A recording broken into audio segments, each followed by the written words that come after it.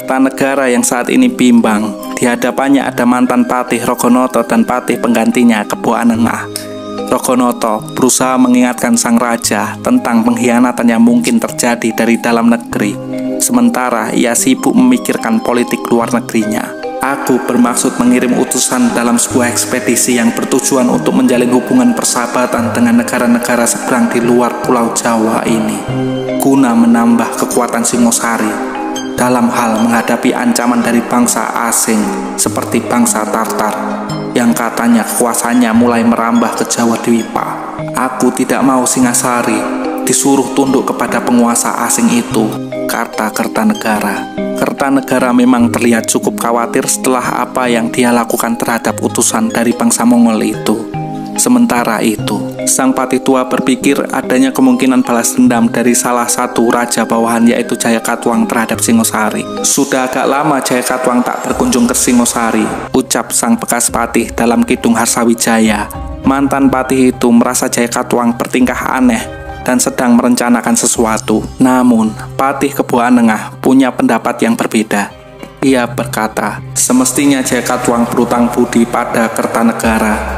Tadinya dia cuma juru pengalasan di Pura Singasari, tapi Baginda telah mengangkatnya menjadi Raja Kadiri di bawah kuasa Singosari.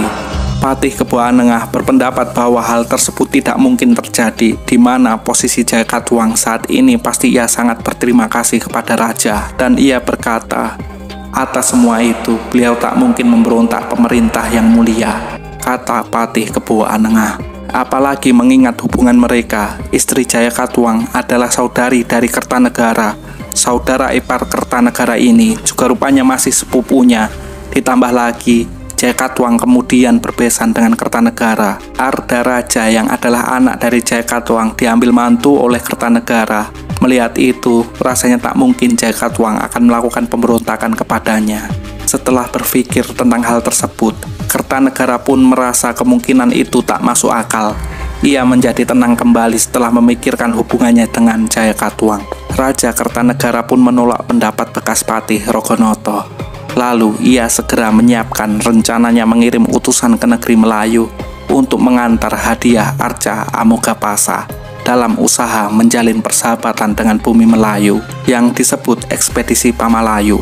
Dengan dipimpin oleh Kebo Anebrang, salah satu senopati perangnya, kerajaan pun hampir kosong, ditinggalkan sebagian besar pasukan-pasukannya dalam ekspedisi tersebut. Di lain cerita, Wiraraja yang menjabat sebagai Demung atau Demang, tapi kemudian ia diturunkan dari kedudukannya dan ditempatkan sebagai bupati di Sumenep. Karenanya, Wiraraja tak senang kepada Kertanegara yang telah menurunkan kedudukannya. Ia merasa disakiti hatinya. Ia diturunkan dari Demung dan dipindahkan ke Sumenep sebagai adipati. Sakit hati yang berubah menjadi dendam pun berbuah menjadi tindakan balas dendam, yang mana saat ada kesempatan membalas dendam akan segera ia gunakan. Arya Wiraraja yang tahu bahwa Singosari sedang dalam kondisi kosong pun dimanfaatkan olehnya sebagai jalan untuk balas dendam. Wiraraja lalu bermaksud menggunakan Jayakatwang untuk melancarkan kesumatnya itu. Arya Wiraraja menilai bahwa Jayakatwang mempunyai ambisi tersendiri dalam meraih kekuasaan. Terlebih lagi, dia merupakan keturunan terakhir dari Kertajaya, dari Trah dinasti Kerajaan Kadiri. Tentunya ia ingin membangkitkan kejayaan leluhurnya itu. Arya Wiraraja mengutus putranya untuk menyampaikan surat yang mana isinya adalah isyarat tentang kondisi istana Kertanegara, bahwa Kertanegara telah memecat menteri-menterinya dan menggantinya dengan yang baru. Rakyat dianggap tak puas dengan sikap Kertanegara yang arogan. Arya Wiraraja dan Jayakatwang pun bertukar surat dari waktu ke waktu, hingga pada waktunya tiba, Jayakatwang yang mempertanyakan kondisi istana pada Arya Wiraraja mendapat balasan dari Arya Wiraraja yang berisi, "Tuanku, hamba memberi kabar jika tuanku ingin berburu di Tegalama. Sebaiknya sekarang tuanku berburu, ketika tak ada buaya, tak ada macan, tak ada bantengnya, dan tak ada ularnya, tak ada durinya, ada macannya tetapi tanpa gigi," tulis Wiraraja dalam suratnya. Arya Wiraraja menjelaskan bahwa kondisi kerajaan Singosari dalam keadaan kosong karena ditinggal mayoritas pasukannya keluar Jawa. dan macan ompong yang ia maksud ialah pati tua Empu Raghanata karena sudah tua. Jayakatwang pun juga terpantik perkataan patihnya kalau moyangnya Dandang Gendis atau Kertajaya binasa karena pemberontakan buyut Kertanegara yaitu Ken Arok. Kadiri dan bala tentaranya pun musnah akibat dikempur dan dijajah Singosari. Patih tersebut berkata, Padukalah yang mempunyai kewajiban membangun kerajaan Kadiri dan membalas kekalahan Prabu Kertajaya. Jayakatwang berkata, aku pun juga punya keinginan itu Paman Patih. Sebagai keturunan Kertajaya yang terakhir, maka sudah menjadi kewajibanku untuk memulai membangkitkan kejayaan Kadiri, yang mana telah direnggut oleh Ken Arok, leluhur dari Kertanegara. Tapi apalah daya dengan kondisi yang kurang memadai, mana mungkin aku bisa melawan kebesaran Singosari yang memiliki pasukan bagikan air bah itu. Kekuatanku sebagai raja bawahan tidak akan mungkin bisa menandingi kekuatan Singosari.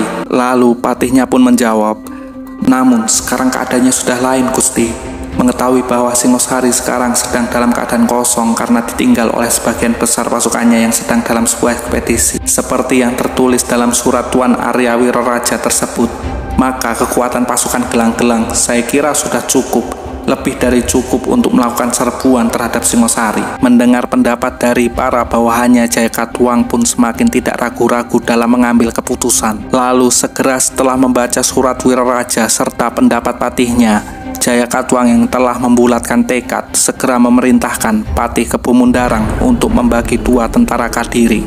Sebagian pasukan di bawah Sinopati Jaran Guyang ditugaskan menyerang Singosari dari utara.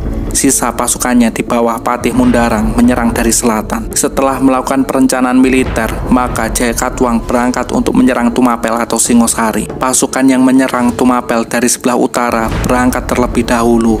Mereka membuat keributan dalam penyerangannya dengan brutal membunuh rakyat biasa dan membuat rakyat biasa takut dan lari berhamburan. Pasukan Daha dari utara tersebut berhenti di Memeling dengan tujuan memancing pasukan Kertanegara dari sangkarnya. Raja Jiva Buddha atau Kertanegara diberitahu bahwa pasukan Jayakatwang tengah menyerang.